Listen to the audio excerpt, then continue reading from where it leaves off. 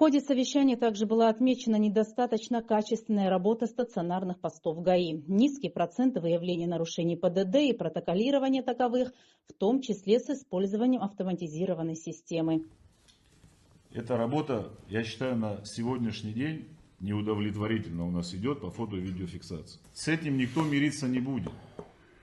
Если ситуация не изменится, всех начальников постов для начала, которых там они условные, и начальников ГАИ этот вопрос коснется.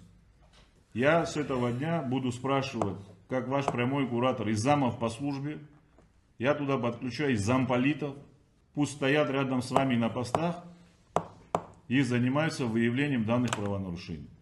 Считаю также, Роберт Витальевич, чтобы в выходные дни, раз уж у нас такие проблемы с свадебными колоннами и кортежами, значит, подключить сотрудников оперативных подразделений, замов, замполит это будет или зам по службе, начальников милиции, и в выходные дни проводить в усиленном режиме.